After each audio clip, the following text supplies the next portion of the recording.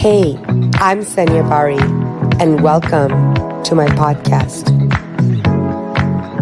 Hello, love, and welcome back to the Love Clarity Podcast, where we untangle painful patterns and help you get clear on what's love, what's not, and how to heal for real. I'm Sanya Bari, relationship trauma therapist, coach, and a survivor of the kind of breakups that leave a scar. And today, we're diving into one of the hardest questions you face after a toxic breakup. Why do I still love them? How do I move on when I know it wasn't good for me?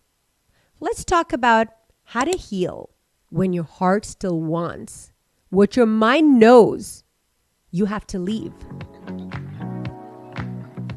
When Nina came to me, she had just ended a 2-year relationship with a man who made her question herself every day. He was moody, manipulative, he was charming, but he was also cruel. She left him after one final emotional blow. But even weeks later, she whispered, "I still love him. I miss the good parts. I don't want him back, but I can't stop hurting. I can't stop hurting for him. I'm longing for him. I can't deny that. I can't lie to myself." She didn't want to go back, but she also didn't know how to go forward. She was grieving a person, a story, and a future that never really existed, but it felt so real at the time. What she needed wasn't a pep talk. It was permission to love and still leave, to grieve and still move on. I've lived this too. There was a breakup that left me emotionally raw, not because I didn't want to leave, but because I couldn't make sense of why I still cared so much. I wanted to be angry. I was like, how is it that so many people who have breakups, they're so angry? I want to be angry so I don't have any more love and care for him. This was very disorienting. I was like, I don't understand. Like, I can't deny that I'm, sometimes miss him, and I also don't want to be with him. This person had seriously hurt me. He had made me feel small, eroded my confidence. I didn't like the person I'd become. And yet I miss the good mornings, the inside jokes, the rhythm of being us, the texts, the check-ins, the love bombing that he would do that was better than any of the other expressions of love that I had experienced before. And that's when I learned one of the most important truths about breakup grief. You're not just grieving them. You're grieving the version of you who believed in them. The hope, the dream, the fantasy, and sometimes that grief is what keeps us stuck. Here's the truth I want to offer you today.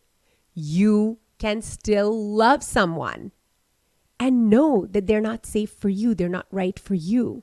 You can still miss someone and know that you have to leave. You're gonna leave.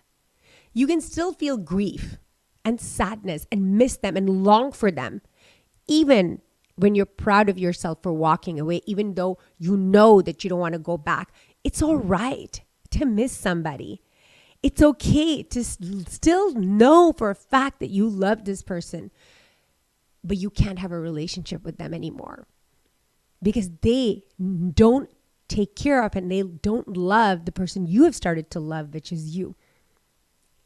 Loving them, staying in love with them doesn't mean that you have to go back to them, that you have to stay together with them. Missing them doesn't mean that you made a mistake. Your emotions don't make you weak. They make you human.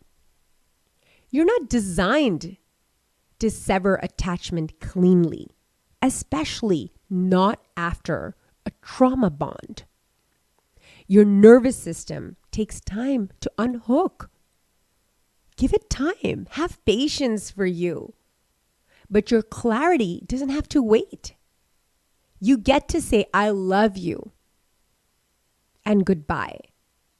I will always love you till the day I die, and I'm not going to be with you. You can say, I wish it could be different, but I can't love you because you do not take care of the one that I love, which is me. That I can't love you anymore by putting myself aside. That I have been looking out for you and you've been looking out for you, and now I'm going to look out for me. And looking out for me means I cannot be with you.